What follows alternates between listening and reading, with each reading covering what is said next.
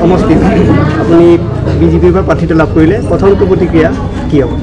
প্ৰথমে মই ধন্যবাদ জ্ঞাপন কৰিছোঁ আমাৰ সন্মানীয় অসম ৰাজ্যিক ভাৰতীয় জনতা পাৰ্টিৰ সন্মানীয় সভাপতি দিলীপ শইকীয়া ডাঙৰীয়ালৈ আৰু অসমৰ জনপ্ৰিয় মুখ্যমন্ত্ৰী ডক্টৰ হিমন্ত বিশ্ব শৰ্মা ডাঙৰীয়ালৈ, আমাৰ স্থানীয় বিধায়ক তথা অসম বিধানসভাৰ অধ্যক্ষ বিশ্বজিৎ দৈমাৰী ডাঙৰীয়ালৈ, অসমৰ কেবিনেট মন্ত্ৰী পীযুষ হাজৰিকা ডাঙৰীয়ালৈ আৰু ইয়াত BTC নিৰ্বাচনৰ কাৰণে যি ভেৰগাঁও সমষ্টিৰ কাৰণে প্ৰভাৰী পঠাইছে তেখেত কমল কুমাৰ মিডি ডাঙৰীয়ালৈ আৰু লগতে জিলাৰ সভাপতি প্ৰমুখ্যে কাৰ্যকৰ্তা আমাৰ মণ্ডল সভাপতি প্ৰমুখ্যে শ্ৰদ্ধা কাৰ্যকৰ্তাসকলক মই ধন্যবাদ জ্ঞাপন কৰিছোঁ, কাৰণ তেওঁলোকে বিশ্বাস কৰি ইয়াত 32 নং ভেৰগাঁও সমষ্টিৰ কাৰণে বিজেপিৰ পৰা প্ৰাৰ্থিত্ব মোক প্ৰদান কৰিছে।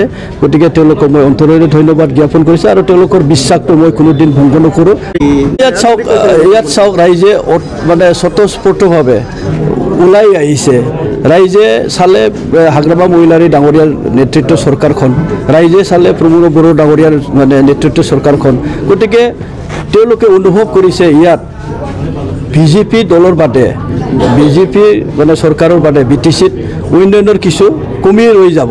গতিকে ৰাইজে বিজেপিক মানে ৰাইজৰ সেৱা কৰিবৰ কাৰণে এটা সেৱা প্ৰদান কৰিবৰ কাৰণে ৰায় দিব। এইবাৰ তেওঁলোকে অলৰেডি থিৰাং কৰিছে ৰায় দিব। গতিকে হাগ্ৰামা মহিলাৰী ডাঙৰীয়া তথা BPF-এ প্ৰমোদ বড়ো ডাঙৰীয়াৰ তথা UPPলে তেওঁলোকৰ ষ্টাইলত তেওঁলোকে নিৰ্বাচনী প্ৰচাৰ কৰিব। আৰু আজিৰ তাৰিখতো কোনেনো মই দুৰ্বল বুলি কৈ লওঁ, কোনোতো নকয়, হয় না? আচল কথাটো হ'ল মানে ৰিয়েল গ্ৰাউণ্ড ৰিয়েলিটিটো আপোনালোকে দেখা পাইছে। ৰাইজৰ যিটো স্বতঃস্ফূৰ্তভাৱে ওলাই আহি যি এটা বিজয় উল্লাসৰ নিচিনা এটা আজি উদযাপন যোৱাকালিৰ পৰা কৰি আছে, সেইটো সঁচাকৈ ৰাইজক মই ধন্যবাদ দিব লাগিব। আৰু ৰাইজে এটা আশা কৰিছে, তেওঁলোকৰ সমস্যা আছে, অভাৱ অভিযোগ আছে, এইবিলাক পূৰণ কৰাৰ কাৰণে বিজেপিৰ ওপৰত নিৰ্ভৰ কৰিছে তেওঁলোকে। প্ৰতিদ্বন্দ্বী বুলি একো নাই, কাৰণ ছেকেণ্ড ডিভিজন পালেও ফেল হ'ব, থাৰ্ড ডিভিজন এটাই জিকিব যিহেতু। গতিকে প্ৰতিদ্বন্দ্বী ইয়াতে মই খুব বেছি মানে দেখা নাই। তিনিকোণীয়া হ'ব নহয়, ইয়াত তিনিকোণীয়া নহয়। গতিকে ৰাইজে অলৰেডি ডিচিশ্যন ল'লে যে ইয়াতে ভাৰতীয় জনতা পাৰ্টিৰ কেণ্ডিডেটক জিকাবৰ কাৰণে। গতিকে আমি হিউজ ভোটত মানে জয়লাভ হ'ম।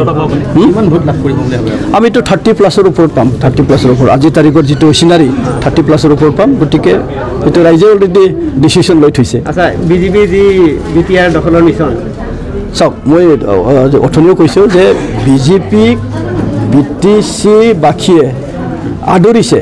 আপোনালোকে জানে কেইদিনমান আগৰ পৰা আমাৰ অসমৰ জনপ্ৰিয় মুখ্যমন্ত্ৰী ডক্টৰ হিমন্ত বিশ্ব শৰ্মা ডাঙৰীয়া আৰু আমাৰ মাননীয় ৰাজ্যিক সভাপতি দিলীপ শইকীয়া ডাঙৰীয়া যিয়ে মানে সজাগতা কাৰ্যকৰ্তাসকলক লৈ এটা সমাৰোহ লৈছিল।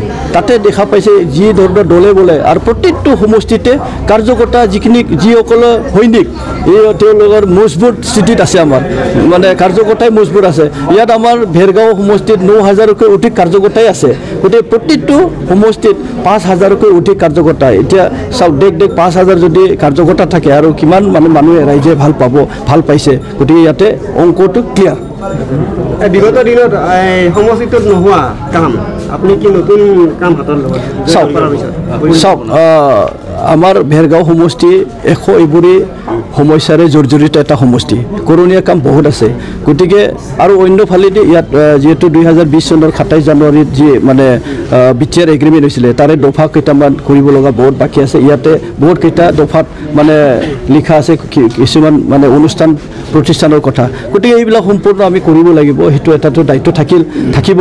তাৰপিছত আৰু আমাৰ যিহেতু কেন্দ্ৰীয় চৰকাৰ অসম চৰকাৰে জনকল্যাণ আঁচনি, গৰীব কল্যাণ আঁচনি মানে তৈয়াৰ কৰিছে, আঁচনি বিলাইছে। গতিকে এই আঁচনিবিলাক যাতে যাৰ কাৰণে তৈয়াৰ কৰিছে তেওঁলোকে যাতে স্বচ্ছতাৰে পাব পাৰে, সেইটো আমি মানে এৰেঞ্জমেণ্টত আমি লাগিব। তাৰ বাদেও আমাৰ ইয়াতে বহুত সমস্যা, যে নিবনুৱা সমস্যাবিলাক দিনে দিনে বাঢ়ি গৈছে। কৃষকসকলৰ সমস্যা যথেষ্ট আছে, গৰাখহনীয়া সমস্যা আছে আৰু আপোনাৰ স্বাস্থ্যজনিত কাৰণত বহুত ইয়াতে অসুবিধাটো আমি দেখিবলৈ পাওঁ। এইবিলাক এটা সমস্যাটো আছে, হয়, এইবিলাক আছে, এডুকেশ্যনেল ক্ষেত্ৰত আছে।